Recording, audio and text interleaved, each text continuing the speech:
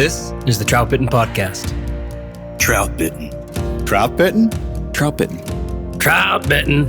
Troutbitten? Yeah, Troutbitten. Troutbitten. It's about trout. Wild trout. This is Troutbitten.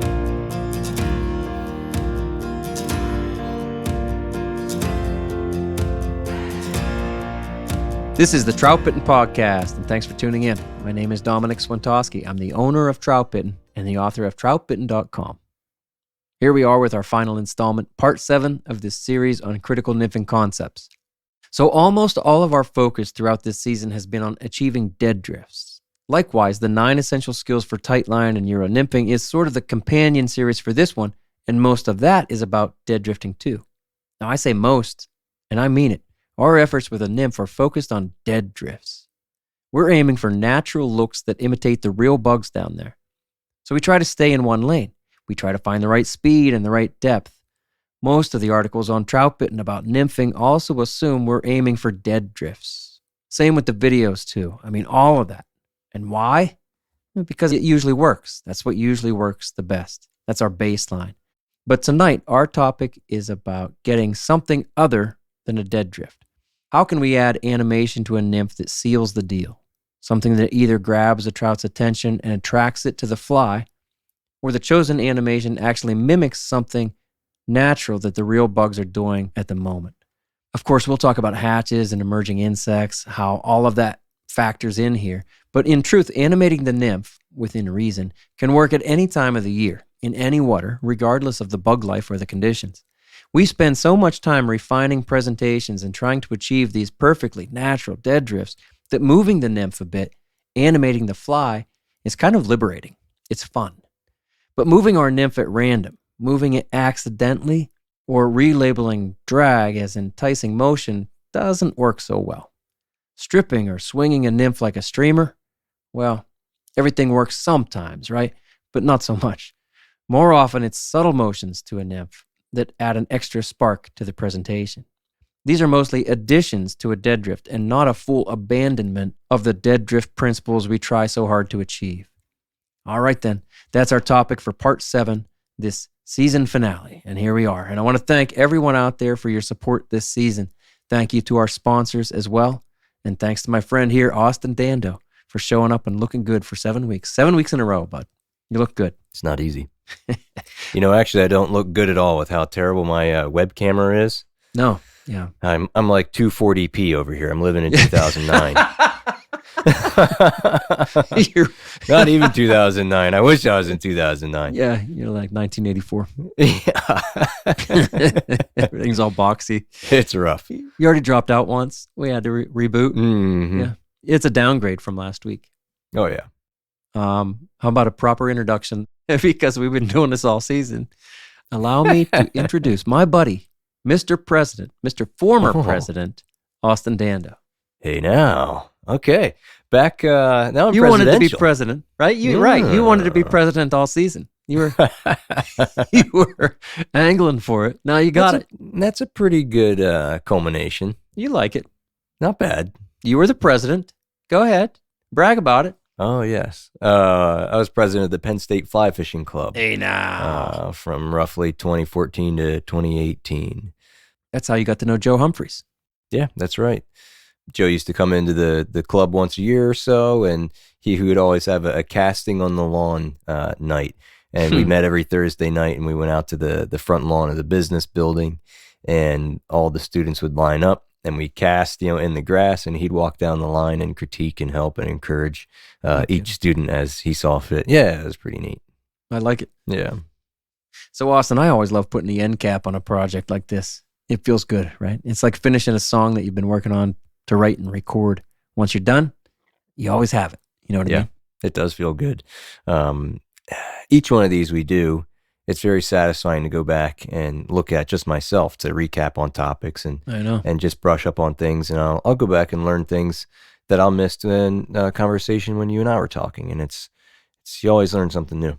I know. So my grandfather used to say something like this: at the end of one thing, always leave space for the beginning of something new. He was pretty insightful. I like that. Right. I love that part of life. It's cool. So we have a lot of new things on the horizon, actually, coming up real quick. We have Patagonia. You and I are traveling right. buddies. 1 week Right. from today that we're recording That's this right, right dude. now, we will be Mhm. on a plane On a headed to plane. South America. How long's that flight? So we're flying from Pittsburgh to Atlanta, and that's only a couple hours. But when we go from Atlanta to Buenos Aires, it's going to be 10 hours. Right. So that's the long haul. That's not that bad. No, you just take a nap. Do I have to hold your hand when we take off? You gonna be okay? I'll be all right. I'm worried about you. You haven't flown in 2 decades. That's true. It's been a long time. I've been asking Austin all these questions. I'm like, what should I pack? What should I do? How much money do I need? Can I use a credit card outside of the United States? What about my phone plan? Yeah. Austin is Mr. World Traveler. Been to Sweden. No, Switzerland. The same thing. Not, but okay. Not the same. Just made enemies again. That's right. Took a neutral place and you made enemies. Yeah, that's a good point. So we got Patagonia coming up. And we also have, and again, we promised this, and here it comes. Troutbitten live streaming podcast is coming to YouTube. I know. Right? Like it's a for sure thing now. I like it when we promise things and it happens. It almost always does. That's right. You got to do what you say you're going to do. That's right. What are we going to do when it comes to a live podcast, Austin? And you can't, get take 3, take 4, take 5 just to say one simple sentence. What are we going to do? I'm going to speak cautiously. Cautiously. Yeah. It'll be a different feel. We're looking forward to it. It will. Hopefully we settle in and I'm sure we'll find a rhythm. I hope so. Troutbitten live streaming podcast on YouTube happens, right after this podcast is published. So Tuesday, February 27th at 8 o'clock p.m. Eastern Standard Time. Join us. Seriously, it's live. So come with questions. And our topic is Deli's Super Pause. I just published that article last Thursday. So we'll have Deli and the rest of the crew on a live podcast for a conversation that's loosely based around the super pause.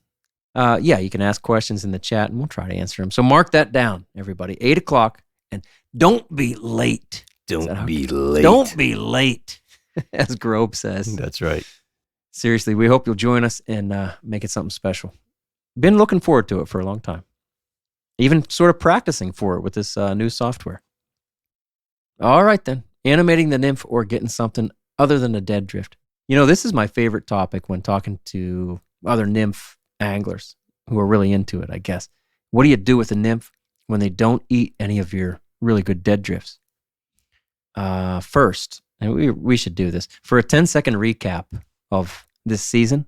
In this series, we've talked about keeping everything in one lane, about being low enough for long enough, fishing close instead of far away, having more influence or less, using a suspender or an indicator, drifting 3 different ways.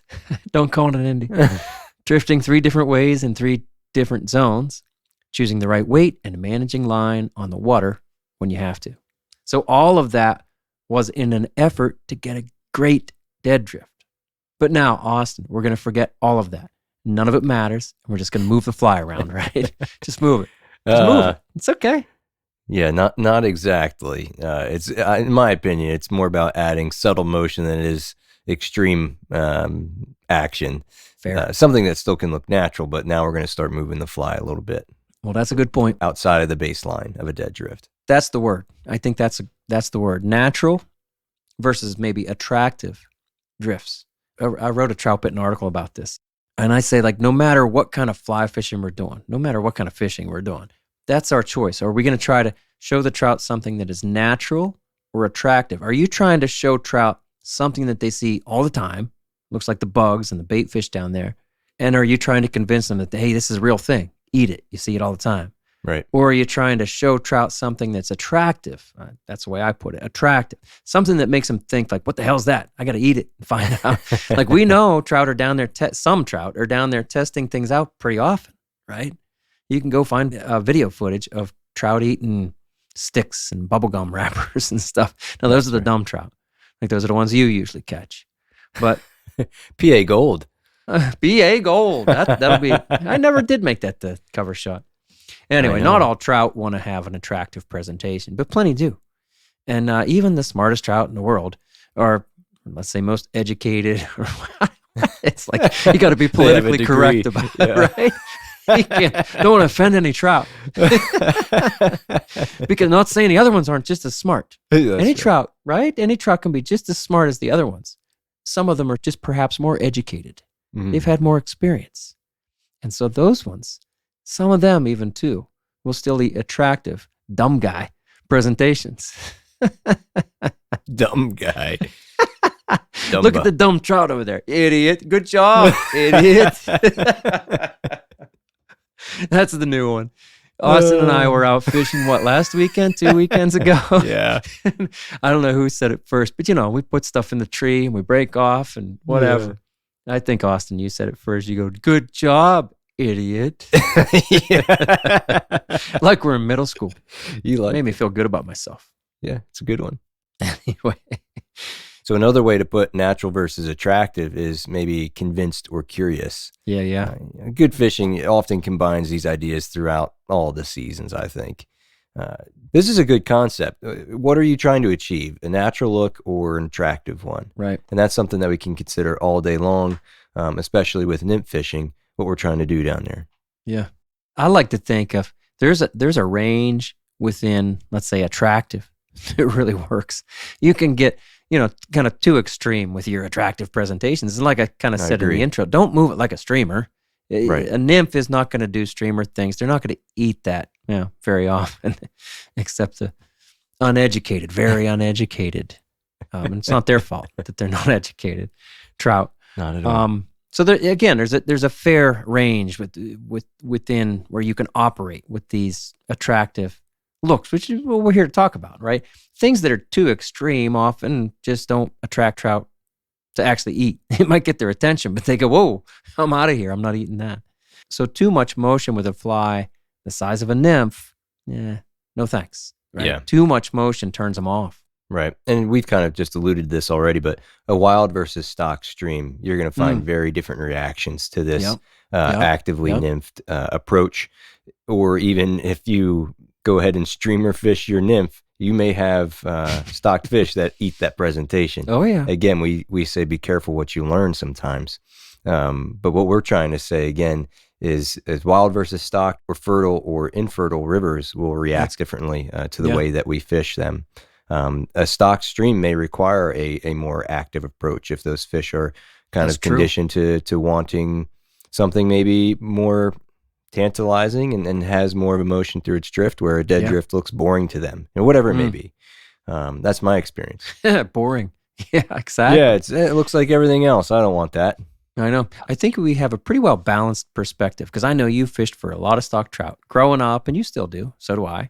Yeah. And that's my point. Like, I grew up fishing for almost all stocked trout. And now I fish for almost all wild trout, but I absolutely go because we're in Pennsylvania, there's plenty of opportunities to fish for stocked trout.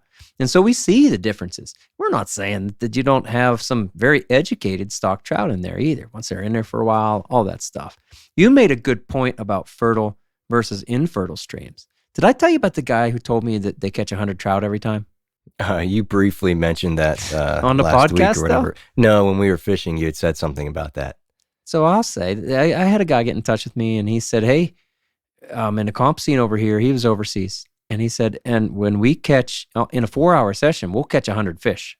And he was a good guy and clearly knew his stuff and everything, but like, I don't want to catch 100 fish in 4 hours. It's not hard enough.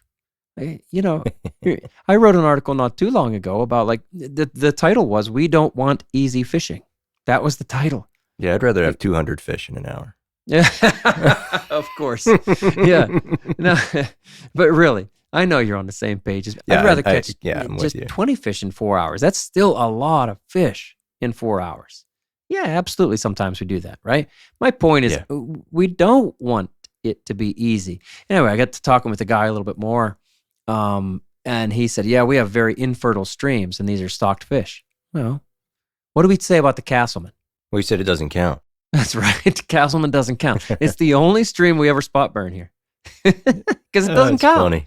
Funny. Right? We just throw it under the bus. Yeah. Go fish the Castleman. It doesn't count.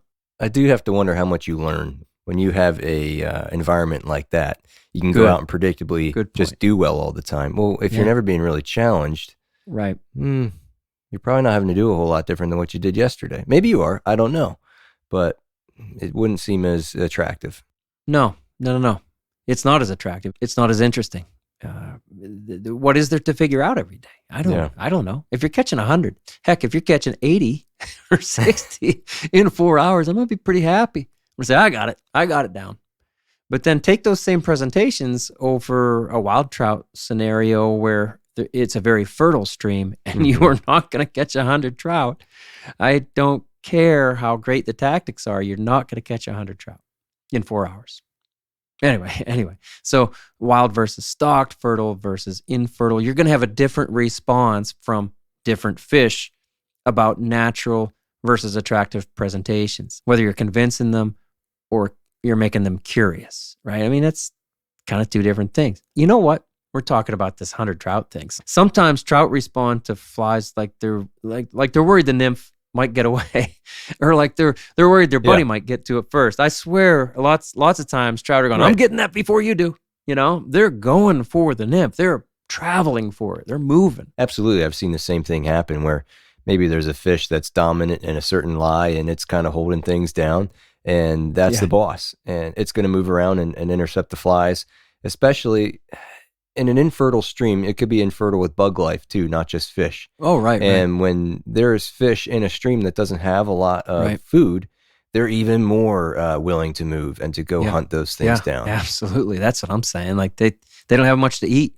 So they're looking for anything, and that attractive presentation can often get them going. So let's move into a few ways to make things attractive or to animate a nymph. The landscape is changing for trout anglers. No doubt you've already noticed another truck at your favorite access point and seen more anglers on the water. For those looking for new challenges and fishing opportunities, Trout Routes has the data to help you avoid the crowds and explore new public water. Trout Routes has mapped more than 50,000 trout streams across the country with curated, detailed maps of public land and access points. Trout Routes has developed integrated and interactive data, putting the tools in your hands to research new water and help you navigate in the wild to know exactly where you stand in the current. It's still up to you to find those deep pools and undercuts, but Trout Routes helps you get on the water, connecting you with resources like fly shops and stream gauges for trout water across the country. Download Trout Routes in the App Store today and visit troutroutes.com to learn more.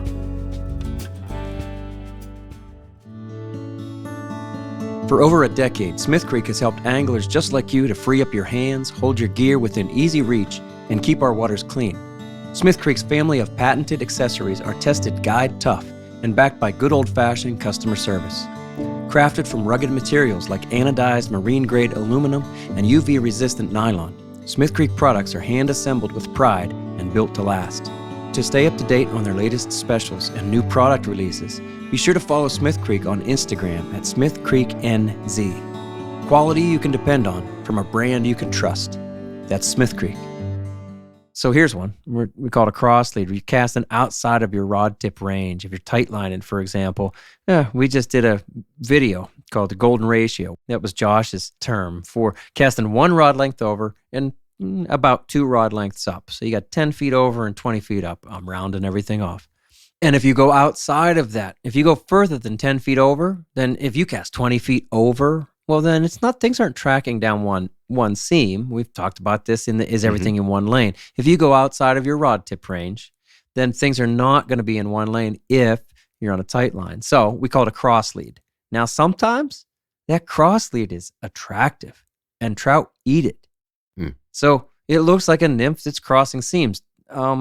It starts in one lane, like you said in the Olympic swimming pool. It starts in lane 1. Yep. And it ends, where's it end up? Ends out in lane 2.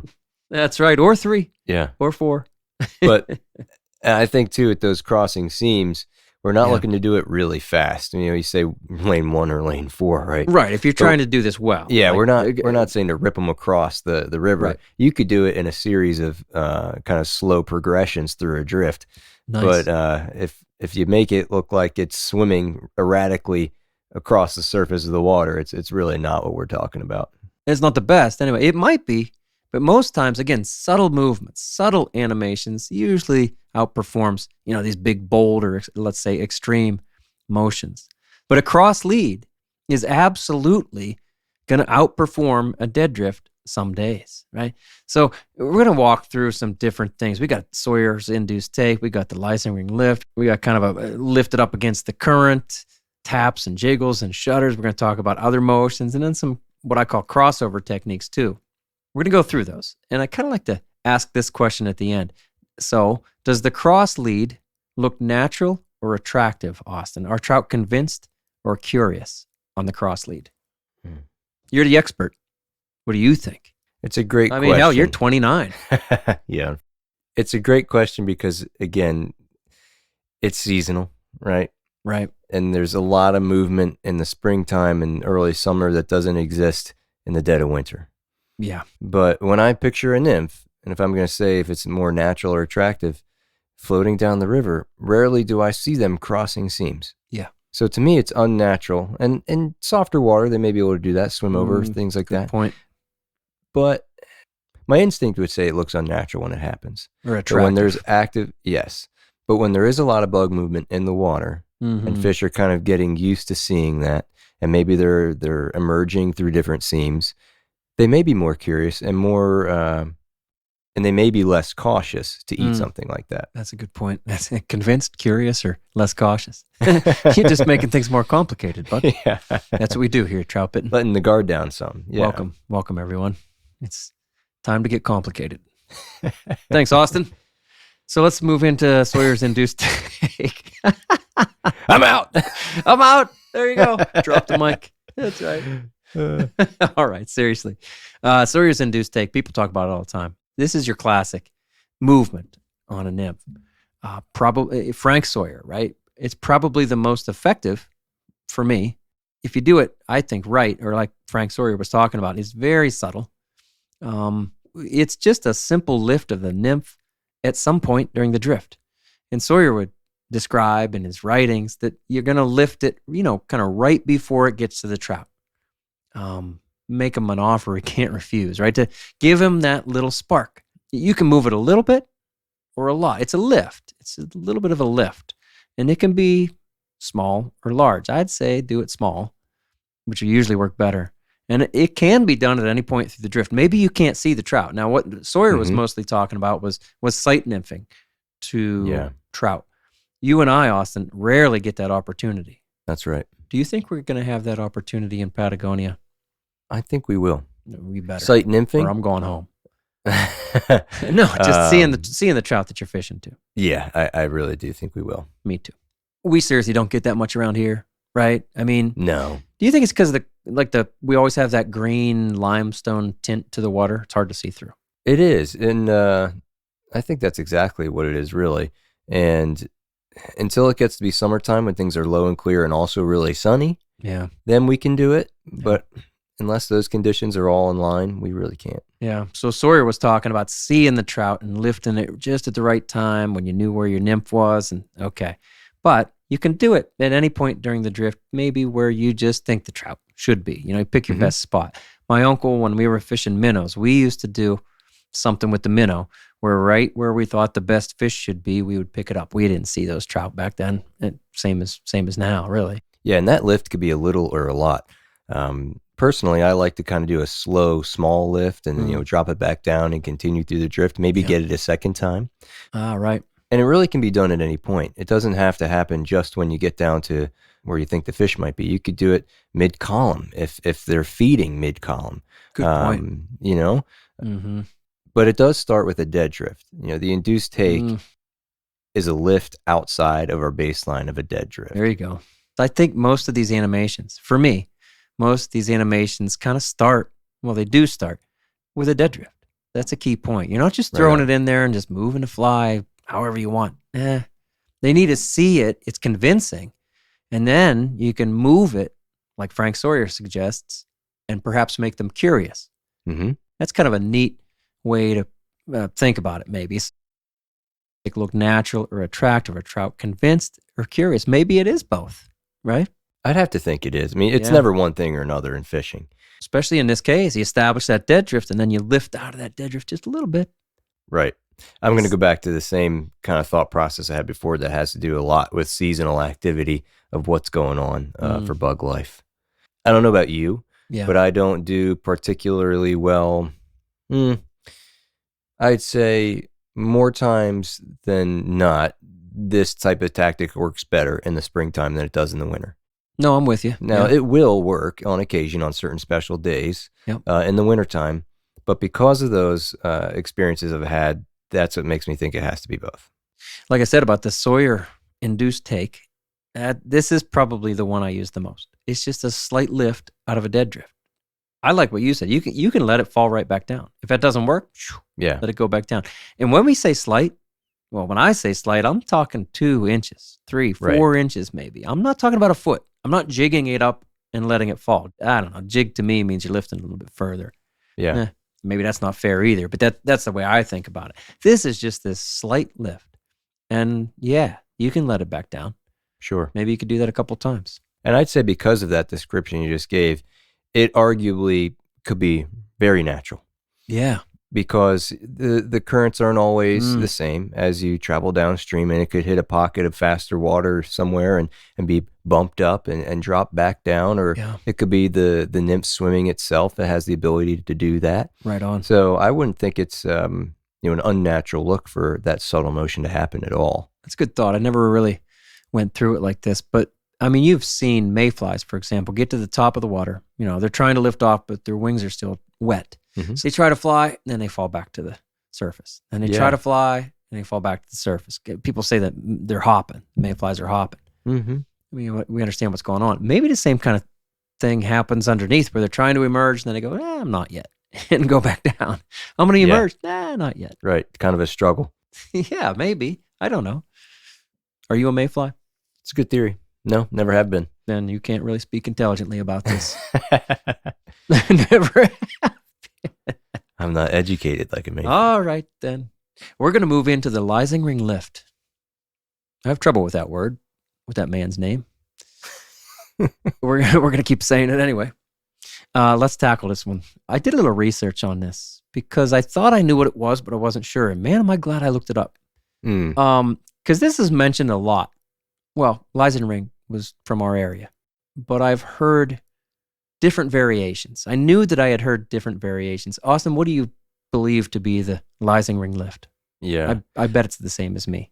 I always thought Lysing Ring was kind of similar to Sawyer, but I also hear it described often as letting the nymph drift past you and then letting it swing back up under tension from the current. So be honest, I don't have a great grasp on the actual definition.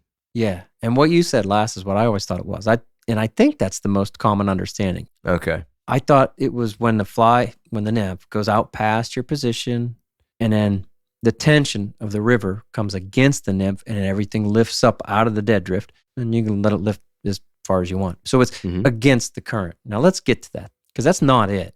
Even though that's the most common understanding, I think it's wrong. That's not what Lysing Ring was saying. It's a tactic. It obviously works. You and I both do that. Absolutely. We'll get to that in a minute. But if we're really talking about what Big Jim Lysing Ring from Allentown, Pennsylvania described, you like that? I looked it up. That was his nickname. All right. What's your nickname? Was it actually? Yeah. My nickname is Young Love. Young Love. I see that on the screen. You'll never catch up either. No. You'll always be young. Thank goodness. All right. Seriously, he was from Allentown, PA. So I don't have his book, but I found passages in multiple places, quotes from his book, which was titled The Art of Tying the Wet Fly. This was in 1941. These are old tactics, Austin, so they don't work anymore, right? It's almost as old as you. One of the coolest things you can do if you're a new angler is go read some old stuff. Everything old is new again. For the record, this book was reprinted in 1971 with some additional material by Vernon Hindy, where it was titled Art of Tying the Wet Fly and Fishing the Flymph. And I said that right. Flymph is Hindy's word for like a nymph that rides real close to the surface. It has some soft tackle and stuff like that on it. Kind of a combination between a wet fly and a nymph. Anyway, here's the point. What Lysing Ring described mostly happens upstream. and not downstream of your position. Kind of like what you were saying, Austin. It's more similar to the Sawyer-induced take, but there's more to it, and we're going to get to this. Leisingring talks about casting upstream, establishing a dead drift, and then before the fly reaches the trout, allowing tension to form in the line and the leader that's on the water to sweep that nymph up through the column and then keep going. So it's kind of like Sawyer's induced take, but you just keep it moving up. So it's like a long induced take. Yeah. Like really an emerging insect. And I've always thought, like, when insects emerge, they're not going to fight the current. They're not going to swim against the current. They're going to move with it. So this makes sense to me now. It finally makes sense. So that fly then doesn't go past your position. The fly lifts, but it keeps moving downstream toward you. So the fly doesn't fight the current and then swing up through and against it. And then I'm throwing this in there because I like it. Here's the quote. Let me read this quote. And there's two reasons. First, I just love this stuff and I find it really interesting, and I think other people will. And second, because I know people won't believe us. They're going to say, no, the Leisingring lift is, but no, we're going to say it, from the horse's mouth, because the other idea about this Leisingring lift is so ingrained, I think, out there that it's against the current. So you can find quotes from Leisingring's book on the web, and because like I said, I don't have it here on my bookshelf. It's very expensive. It's very expensive if you find it in, on Amazon or on eBay or something. And I'm going to read this passage from Gerald Cox, who does a nice job of condensing this discussion on his blog, Hits and Misses. So this is from Gerald. He says, Leisingring describes the lift in his last chapter, Fishing a Wet Fly. His technique is based on first spotting a trout and then casting a fly upstream, some 15 feet or more above the trout. As the fly sinks to the bottom, the angler follows it with his rod, allowing no slack but being careful not to make the fly move unnaturally. Here's the quote. Now watch the fly, Leisingring instructs the reader.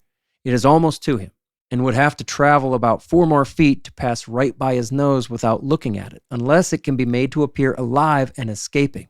At this point, the progress of the rod following the fly is checked, and the pressure of the water against the stationary line and leader is slowly lifting the fly. As the fly rises in the current, Leisingring continues, its movement attracts the attention of the trout. Now the fly becomes slightly efficient or animated and deadly, and the trout notices it. The hackles or legs start to work, opening and closing, and our trout is backing downstream in order to watch the fly a little more because he is not quite persuaded as yet. Now you can see the fly become even more deadly. As more water flows against the line, the fly rises higher off the bottom, and the hackle is working in every fiber. It will jump out of the water in a minute now, and the trout is coming for it. Bang! And he's got it. Now that's all from page 123 in 1941. Cool language. And it's good stuff, right? It's a good description. Yeah, that's great. I like how he writes. that. I like how he's, I like his style there of writing. Old fishing books are cool. Yeah. Bang, he's got it. That's awesome. Bang. Wham. Yeah. And then I set the hook. I set the hook. So we're at the end of the Leisingring lift. I think we all understand what we're talking about now, or what Big Jim was talking about. Yeah. So ask our question. Does the Leisingring lift look natural or attractive? Are the trout convinced or curious? I think it looks like both. We're going to keep having the same answer. Yeah, it's attractive because it can look natural, I think, too. Ooh. Again, because of those emergencies. Kind of selling the drift the whole way through. Nice. And saying, I'm going to keep going. I'm going to keep going. I'm the real thing. Yeah. I'm the real thing. And they go for it. I can see how this would be extremely rewarding, fun to see it. If you could see the trout, oh my. Almost like a streamer eat where you could, follow it off the bank. Nice. But now you're just following it up through the column.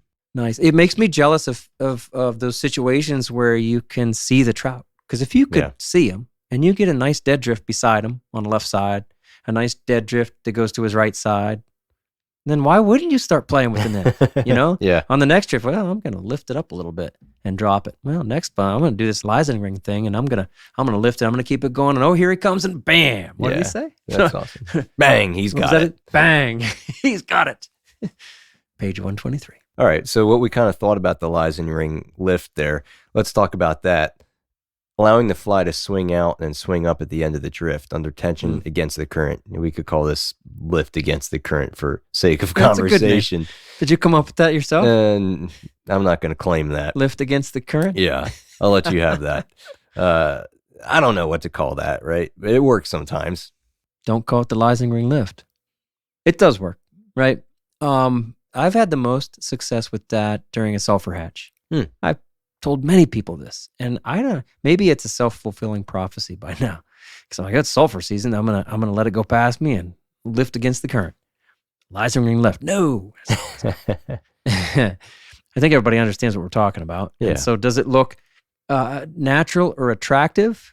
Are the trout convinced or curious?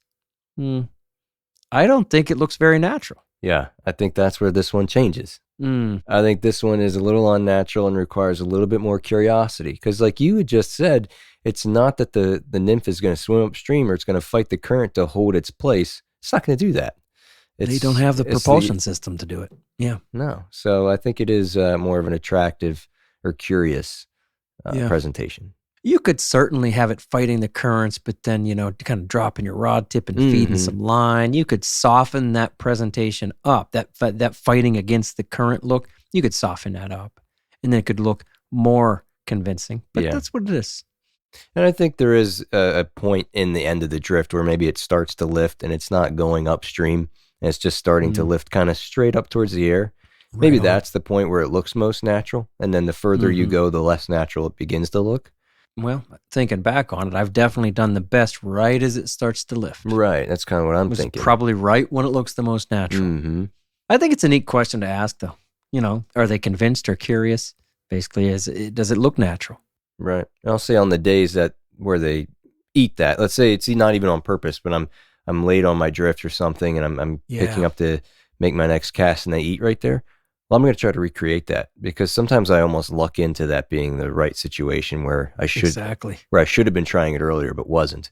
So, especially during hatch season, like you said, sulfurs, let that drift go down a couple of times throughout the day and see if it yields you anything. Whether it's after a fishing trip or at a backyard fire, you can bet the Troutbitten crew has a case of New Trail Broken Heels along with us. It's honestly our favorite beer. This hazy IPA is smooth and full-bodied. Hand-selected Citra hops lead to notes of bright clementine and juicy ruby red grapefruit. Broken Heels is a keeper. New Trail beer is proudly brewed in Williamsport, Pennsylvania, and delivered cold to your favorite craft beer retailer every week. At New Trail, it's not about being the best angler. It's about getting out there. So enjoy nature's moments and reward yourself for a day well fished with New Trail Broken Heels. It's Troutbitten's favorite beer. I like what you said there. Almost all of these presentations I happen upon by accident. If the action's slow and I feel like I'm getting a good dead drift, then I'll start to just kind of experiment. Really, the one I think I happen on the most is a cross lead. I swear, I hope my dad doesn't listen to this, but my dad does. Look, he won't wade like he needs to. So my dad will often cast out and across, way outside his rod tip range, and he gets a ton of cross lead. And there have been many times, we're on our camping trips, and I'm looking upstream. I'm like, Dad's banging trout. Good for him. And I'm not, I'm catching he's doubling me up. And I'm like, man, I feel like I'm getting good drifts. And I mean it. I've gone upstream multiple times and I've been like, that's what it is. They're eating a cross lead better than a true dead drift. And I've thought that multiple times fishing with my dad. Yeah, often find it out by accident, like you said. So another thing we could do here to animate these nymphs, taps to the rod, or just try to make the nymph just shudder or jiggle a little bit down there, just a little bit of wiggle. Instead of actually moving it up out of a zone or across lanes, with a cross lead, you can just make it just kind of move. I like this one a lot, and I've seen more people writing about it or demonstrating it in videos. George has a nice video where he talks about just tapping the rod with his finger.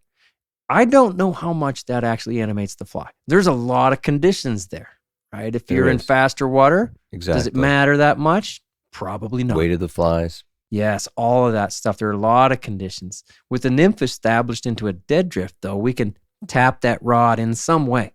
And if we're in touch with the fly, like you said, if the weight's right and the water type is right, And again, we have no indie here. We're talking about being tight. So no indicator. Yeah, one guy didn't like the word indie. Anyway, so we don't have an indie. And again, if we tap the rod, then we are directly influencing the fly. And that little rod wiggle or shudder, that rod tip as it wiggles or shudders, when we tap the rod, it translates to the nymph if all your other conditions are right. And so George talked about tapping his finger on the top. Yeah. And I do that, but more often I'll hit the rod butt. You ever do that? Not really, no. I'm talking about taking my line hand or my stripping hand, whatever you want to call it, my left hand, Austin, and I'll bring it over and, the butt of the rod behind the reel, I'll hit it. And I don't mean tap, I'll hit it. Hit it downwards, like towards the stream, or just hit it up towards the rod tip? Yeah, I don't know that it matters, but I never thought about that. Maybe it matters. I don't hit it down. I just kind of hit it across. Okay. Like my palms together almost, or the heels of my hand. That's interesting. I do that more than anything else when I'm talking about these taps and jiggles, that kind of thing. You're talking about on a tight line, you're doing that. Oh, yeah, right. Again, no indicator. And it wouldn't matter if you had an indie in there, right? And like we say, your leader build and the fly weight matters. Yeah. You can really watch how your leader moves. And that's maybe why I hit the butt of the rod, because I see my leader move more. It would. And yeah, for sure it does. And I don't think it's too much. I'm actually then, well, you can judge how much is the fly really moving. Again, water type and all that, by seeing how much your leader's wiggling. And of course, everything dissipates the longer the distance is and all that.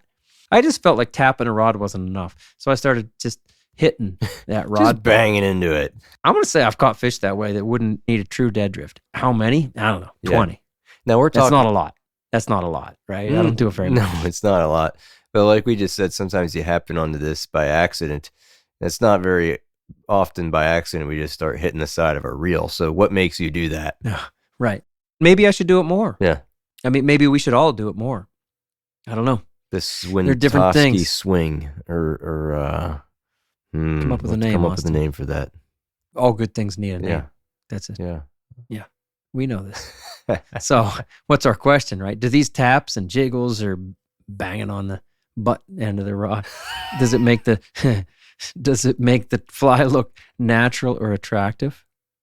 And is the trout convinced or curious? Come on, we're following through, Austin. You think there are little flies down there doing a jig or doing a little dance? I would lean on this one being more attractive.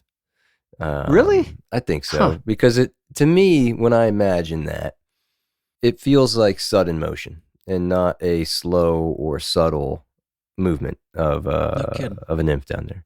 But banging into the side of the rod or tapping it, making it jump up and down and jig, doesn't feel as natural. No kidding. As attractive. You think the opposite? I do. I feel like this is maybe the most subtle motion that I do. Because, I can bang I can hit the rod butt. And I'm not hitting it that hard, but I can make that rod tip move, wiggle quite a bit, like, But by the time that motion, goes through the leader and gets all the way to the fly, I feel like that fly's not moving much, which is, again, why I don't feel like tapping the rod does a whole lot. So I feel like it's a very subtle motion that, once again, does not cross lead. It's not moving it out of the lane. I can see that. Yeah. And it's not lifting it up. It's just in position. If everybody can imagine this, it's just in position, just kind of shivering. Yeah, and the water is absorbing a fair amount of that energy when you hit the side of your rod or reel. So, maybe it is really subtle. I have to see it and think about it more. Put your phone under the water and we'll take some shots. I don't have that trust in technology. I know, right? I have a Google Pixel and they say, it's Ep7 rated. I'm like, I don't know if I believe that. But when it breaks, you're not going to help me, so I'm not going to do it. The GoPro, though, I'll tell you, I do trust that the GoPro. We should do that. I trust that. Put it underneath, and you can tap the rod, and I'll hit the butt section. We'll see. Okay. What really happens. All right. Do it on Saturday. On a number 12 stonefly. We'll do it Saturday. That sounds heavy. I feel like you need a lighter. We have to do both. Okay. I think that would so matter. You think a lighter fly would shudder more? Yeah. Respond more? I do. Huh. I guess you're right. Less resistance. It's going to move easier with the tippet. That's cool. There's a lot to it. That's pretty neat. All right, so are there other motions that we haven't covered here? Yeah, there's one in the wintertime I like to do, and that's kind of going back to a jigging motion. Okay. Certain flies work better than others with this. Stone flies or even mop flies I like to do this with too. When I'm fishing through a really Knuckle dragon. slow, deep hole or something, and I'm more or less leading the flies on this drift, not tracking. So I'm really steering them and guiding them through the drift Nice. of a deeper run or something. And I will do subtle lifts and jigs and drops throughout that run, up and down. If they're not eating a dead drift, I will animate it that way. No kidding. Mhm. You use bigger flies for that? Yeah, I do, because I want to feel really connected to it. And I think when I lift it up, I also need something that's going to drop back down fairly on demand. Well, you're saying heavier then. Yeah, okay, so fair enough. Heavier fly, not necessarily only bigger. That's cool. I like bigger because I think bigger food forms, obviously, they can move more and they do maybe look more natural, more maybe. convincing. Convinced or curious. There's a theory. Uh-huh. Lots of theories, not many answers. Something to believe in there. That's right. You can jig it up and down. You can strip line, It seems that people think that when you're stripping line, then the fly is moving, let's say horizontally or lateral, right? But if you think about where your rod tip is, then if you strip line, then the fly is going to move to your rod tip. Mm-hmm. Yep. And most often that's up. That's up. That's right. So I do a lot of, instead of jigging, because to be honest, if you try to jig the nymph with the end of your rod tip, I think you overdo it. Not you, because you're perfect, Austin. Presidential. He's a president. Right. I do think the average person, though, definitely me, I overdo it too much when I try to jig it up with the rod tip. So I tend to use strips for jigging a lot of times. Strip and let it fall back down. Strip and let it fall back down. Mm-hmm. And that strip, it's not moving it laterally. That strip's moving it toward the rod tip, which is up. So it goes up. And then if I drop the rod after that, I can fall back down. There's a lot you can do with it. Okay. So that was going to be my question. You're not feeding that line back out after your strip, are you? And I might. Yeah? I might. But more often, I think I would not. But I might drop that rod subtly. I want the fly to get back down after my jig, right? Yeah, right. I'm saying you can jig without using the rod tip. You can strip to jig. And then you got to let the fly get back down. Yeah, there's a give and take there with the rod tip too. You can twitch the rod tip as well. Just little. I do that probably more than actual jigging. Just little pops. Like 1 inch. I strive for seriously like 1 inch twitches. That's to me another more realistic or perhaps natural movement because it's not going anywhere. I mean, these little 1 inch twitches from my rod tip, by the time it gets to the nymph, it's probably only moving a half inch. You get what I'm saying. It's kind of like the shutter. Yeah, it stays in place, and yet it moves. Yeah. It's neat stuff to think about. There is so much to think about it. And the more I talk about it, the more I feel like I should be experimenting out there, which is good timing for spring and things like that. So good for you. You learned so much here. I already told you that once. I don't need to bring it up again. You catch so many trout. Next week? Oh, next week. I'm catching more than you. Want to keep count? Let's keep count. No, I'm just going to catch the biggest. I'm just going to film. My objective, I'm not even kidding. I'm done joking. My objective is to relax, number one. Number two, Good. I want to get some really nice footage. Yeah. Of, I don't know, scenery, of course. Definitely. And the people we're going to meet down there. Exactly. And then of you catching little dinks. Hey, now. And the one bigger trout that you might catch. No, really. I do. I want to get some really good footage. So if I catch less trout, if we do keep count and I catch less, I have that to fall back on. I can say, well, I wasn't really trying to catch. I could have caught as many as I wanted to. You really wanted to. If I really wanted to, I could have caught more, but I was filming. Yeah. I was filming, bud. Yeah. Don't count my fish. No, exactly. Don't count my fish. We have one more thing to talk about here. It's what I call a crossover technique. It's another way here to animate the nymphs. I do this a lot, and I first wrote about it in 2017. It's about using a streamer for the main fly, and then adding either a tag nymph above that streamer or a trailer nymph behind it. Actually, sometimes I use both. Is that wrong? I'll fish 3 flies. Sounds like cheating. No, it's okay. It's legal. No, I'll fish 3 flies sometimes, and I call it a big rig. Yeah, gotta have names. Gotta have names for things. And so I'll leave links to that article and another one that's titled Streamer Presentations, the Crossover Technique. Now, I keep the streamer small to medium size, let's say 1.5 to maybe 3 inches. Seriously, 3 inches is my maximum for this because I'm not moving the streamer very much. If they get a long time to see the streamer, I think it's easy for them to reject it, if it's too big. Right. Yeah. Also, I'll usually put weight into the fly, but sometimes I'll use split shot. The idea is to fish the streamer a lot like a nymph with this crossover technique, but then put some minor animations into it as well. All the stuff we've been talking about, the shutters and the up and down. And I do that on most of the drifts while I'm doing this crossover technique. I'll animate it a little bit. Again, it's all starting with the baseline of a dead drift. But then because I have a streamer tied on too, maybe on the next cast, I'll chuck it over to the bank and strip, like you would a streamer. Yeah. It's a fun technique for me.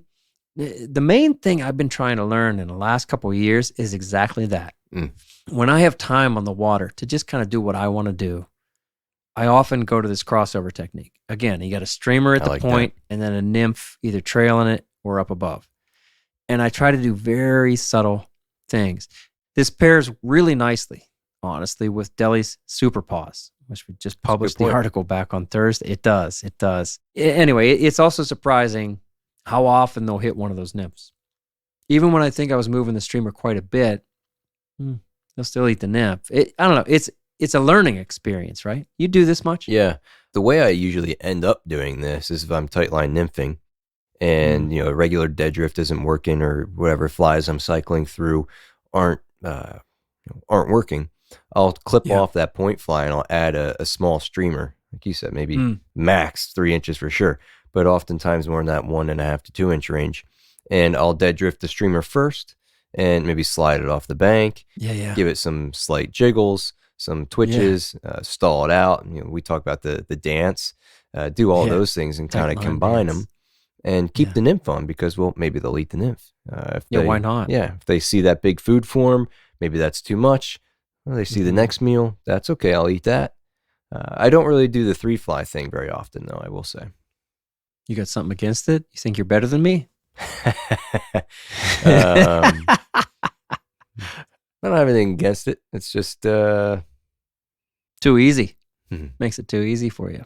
I feel like the yield is low, but you seem to think it's really changed a lot of days for you. I don't seem to have the same history. No, that's fair. Yeah, with 3 flies, it's hard to get them, all 3 flies doing what you want to do. Yeah. Whatever. If anybody out there reads the Big Rig article, you'll realize that the trailer fly for me is like super small. It's a zebra midge, so it's not really affecting the drift. The streamer is the boss, and then up above I have, another pretty small, usually like a 16 tag. Anyway, you should try 3, Austin. You'd catch so many more fish. Then I could lose all 3 at once. That'd be awesome. You could catch 3 at once, yeah. Well, you could have 3 on, and you'd lose them all, yeah. Oh, I said I'd lose 3 flies at once. Oh, lose 3 flies. Yeah. I thought you meant you'd hook 3 fish. No. That would never happen to you. Your fishing requires luck. You'd never be that lucky. It's not about numbers, though. No, you could catch as many as you wanted. So I think the current popularity of what people call jig streamers has introduced a lot of anglers to this style, kind of, right? This crossover. I call it a crossover. I keep meeting people who talk about streamer fishing with jigs, but they're hardly moving them, and they're mostly drifting. I mean, when we were up in New Jersey, Austin, I was talking to 2 people that day. We're digging into the details, right? And they're like, oh, yeah, I'm fishing. But sometimes their jig streamer is only 1 inch long. You know me, I started asking, like, tell me about this fly. Right. It's seriously 1 inch long. I wouldn't really call that a streamer.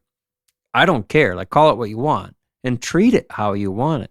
But if you're fishing this little thing that's like a woolly bugger, but it's, I don't know, it's 1 inch long. Right. It's on a size 12 or 14 nymph hook. Right. And you're not moving it.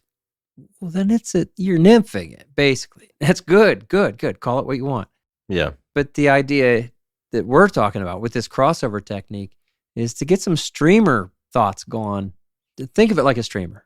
but to keep that drift also based in nymphing styles. Again, a crossover, half streamer, half nymphing. I really love that style. It's fun. It keeps things really interesting on days that are slow. Yeah. When you can't find an answer quickly, and it kind of forces you to switch approaches. Maybe I'll go from dead drifting nymphs to clipping that off, putting on a rigging foam, and putting on a streamer rig, and stripping streamers for a while. And okay, that's not working. Let's try to dead drift them or give slight twitches on a nymph rig and keep the nymph up there. It just gives you another thing to hope on and another way to reason yourself into the next tactic. Yeah, right on. I told you so often I've been surprised when they'll eat the nymph. And to me, it's like, I just learned something. I go, man, I can move my nymph like that and they eat it. Although I will say, what if the streamer wasn't attached 20 inches away? Would they still have eaten that nymph that was moving like that, right? Yeah. Half of the equation has to do with what that streamer does to slow things down or impart some different motion that maybe those marabou fibers or hackle fibers or something is fluttering and it's causing the nymph to react a certain way too. That too. And I know Grobe, our buddy Grobe, is a big believer in like pairs of flies. And he would say, man, if they keep eating your tag nymph up above, but they're not eating your point, don't change your point. They're eating your tag. Everything's good. Don't try to double up and say, well, I'm going to put 2 of these flies that are on the tag. Grobe would say, don't change it. There's something about that combination, that pair of flies that they like, go with it. If it's working, don't change it. That's cool. I wouldn't argue against it. Gosh, that was 15 years ago when we were on the Troutbitten forum, when I remember we had a good discussion about that. And I was like, well, why wouldn't you double up then on that tag that they're eating over and over? He's like, no.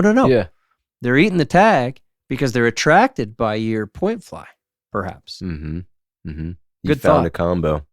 You have any other thoughts, Austin? Anything else for season 10, episode 7? I've got one more. Do you? Retrieve or approach. How about the speed bleed? Okay. Yeah. I think you may be able to do this. So we've talked about speed leading streamers and things. Good point. Where we move a streamer slightly faster than the current is moving. And I think we can do the same thing with nymphs, especially if they're weighted or speeds of water.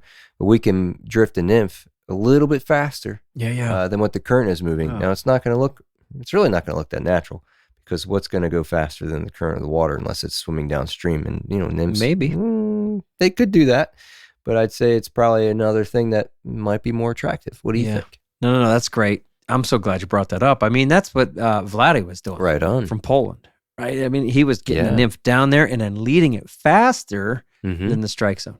I'm so glad you brought that up.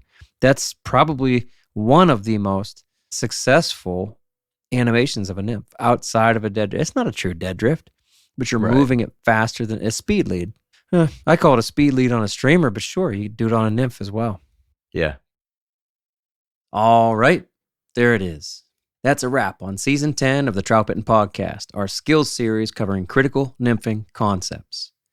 Remember that each of these podcasts has a companion article that lives over at the Troutbitten website. There you'll find resources like articles, videos, and more podcasts that specifically apply to each of these episodes. Those same links are contained within the show notes of this podcast as well. So we'll be back in a few weeks with season 11 of the Troutbitten podcast, and we'll return to the full crew format with long-form discussions around a different topic each week with the whole crew. And don't forget, we're about to add a third podcast format with live streaming. Again, we invite you to be part of our conversation on YouTube, Tuesday, February 27th at 8 o'clock p.m. Eastern Standard Time. Our topic is streamer presentations, the Super Pause. So join us and bring your questions. And I should mention that you can find that live stream link already posted on our YouTube channel under the header Live. And I'll post the direct link on the Troutbitten homepage, as well as with the companion article for this podcast. All right, we'll see you on Tuesday. Thank you to our show sponsors for this season: Orvis Fly Fishing, Squala, New Trail Brewing Company, Trout Routes, Smith Creek, and Foaling Mill. Drop those companies a line and tell them thank you for supporting the Troutbitten project. Mr. President, Austin K. Dando, will you read us out? Okay, so remember, the Troutbitten project is a free resource for all anglers. The Troutbitten website hosts over 1,000 articles with endless stories, commentaries, tactics, tips, and more. Find what you like through the top menu and through the search page. Navigate by way of the categories and the tags too. Be sure to find the Troutbitten YouTube channel, now featuring the Troutbitten Tip Series, the Fish and Film Series, and the Troutbitten Flybox, all in collaboration with Wilds Media. The fast replying, wonderful Wilds Media. He's so fast. All right, thank you for listening to the Troutbitten Podcast. Please give the show a 5-star rating on Apple Podcasts or Spotify and leave a comment because it really helps. It does. Until the Troutbitten Live podcast, friends, Yeah. fish hard, enjoy the day, and find your life on the water.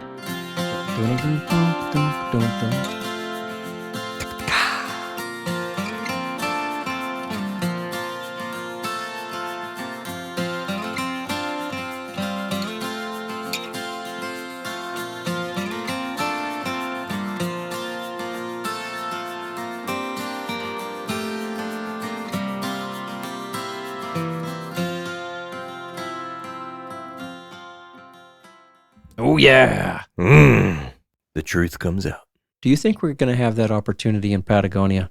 Come on! And you're trying to make me look dumb on purpose. Man, am I glad I looked it up. I'm not your sacrificial lamb. Yeah. Oh, Bang, he's got it. That's awesome. bang. Wham. Yeah. And then I set the hook. I set the hook. I'm going to keep going. I'm the real thing. Don't call it the Lising Ring lift. You know, presidential. But I will catch more than you. Your dreams. Yeah, good job, idiot. Your fishing requires luck. You'd never be that lucky. It's not about numbers, though.